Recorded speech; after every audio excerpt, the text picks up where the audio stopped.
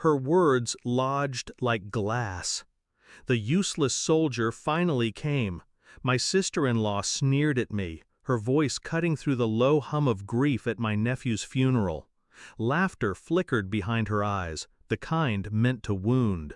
And my brother, her husband, stood there, numb, staring at the coffin as if silence could protect him.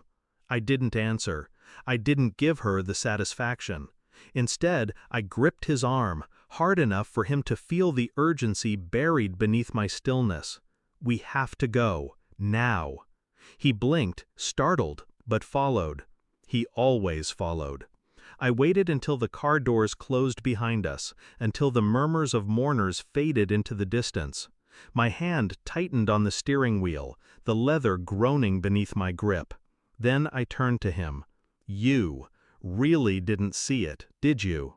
His brow furrowed, confusion twisting his features, but no words came. He didn't know what I knew. He didn't see the way her hand lingered on another man's back. He didn't notice the hushed conversations, the sudden silences when he entered the room.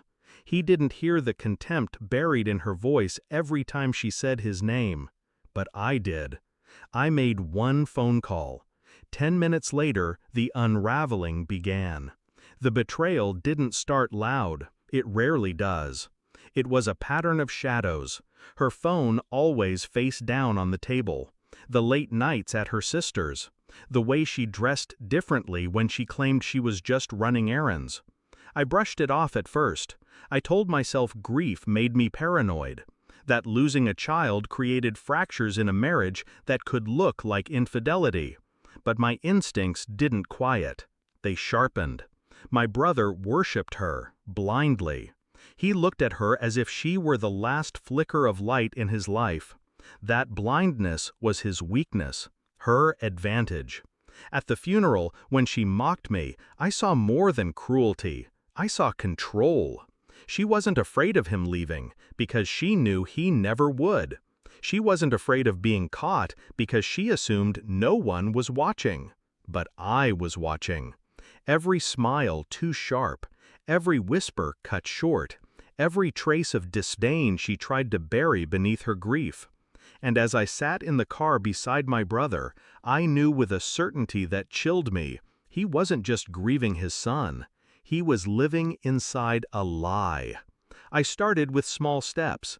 A quiet message to a friend at the phone company. Another to a contact in the military who owed me favors. I didn't need brute force. I needed precision. The phone records came first. Calls at midnight to a number saved under a false name. Hours of conversations while my brother slept in the next room. Then the hotel receipts, cash payments, dates that aligned perfectly with her absences. Each piece fit too neatly, too perfectly. The pattern grew undeniable. I carried the knowledge like a loaded weapon, hidden beneath my calm exterior. My brother never saw the tightening of my jaw when she brushed his arm with feigned tenderness. He didn't notice my silence stretching longer with each visit.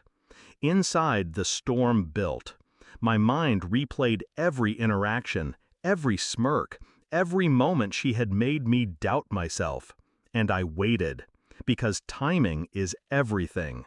Evidence is nothing without the right stage to expose it.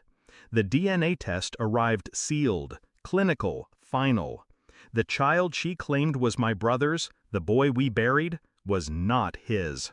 I handed him the envelope without a word. His hands trembled as he unfolded the pages, his eyes dragging across the black and white truth. Silence hung heavy. I didn't need to explain. He looked at me then, his face crumbling, searching for denial, for a way out of the truth that wrapped around him like barbed wire. She wouldn't, his voice cracked. But she would. And she did. When we confronted her, I didn't speak at first. I let him ask the question. I let her falter, stumble, her carefully constructed mask shattering with every second of silence. Her tears came fast, too fast. But my brother's eyes had changed. The worship was gone. I stood there, calm, detached, watching her world collapse. I placed the photographs on the table, her with him, the man she tried to bury in secrecy. Her lips parted, but no words followed, just the sound of her breath catching in her throat. "You thought no one was watching," I said, my voice level, almost kind. She shook her head, muttering excuses, but they sounded hollow even to her. My brother's silence cut deeper than my words. He didn't move, he didn't comfort, he didn't argue. He just stared at her as if she were already gone. And that was the revenge.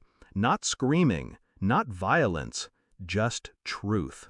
The kind of truth that rots from the inside out. Later, I sat alone in my car, the night pressing in through the windshield. My brother hadn't spoken since we left her. He didn't need to. The silence said everything. I thought of her words at the funeral, the useless soldier. She thought my uniform made me weak, a relic clinging to orders and loyalty. But loyalty has a cost, and betrayal, it has a price. I paid mine in silence. She paid hers in exposure. And as the engine hummed beneath me, I realized I felt nothing. No triumph, no sorrow, just clarity. She destroyed herself. I only held up the mirror. The difference between a soldier and a liar is simple. One survives on truth, the other drowns in it.